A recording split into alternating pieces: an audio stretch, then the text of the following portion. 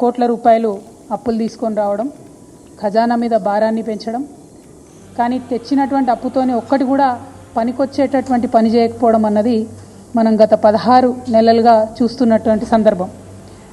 అంతేకాకుండా మన రాష్ట్రానికి సంబంధించినటువంటి గౌరవ ముఖ్యమంత్రి గారు నిన్నగాక మొన్న మాట్లాడినటువంటి మాటలు కూడా మనందరం కూడా చూసినాం.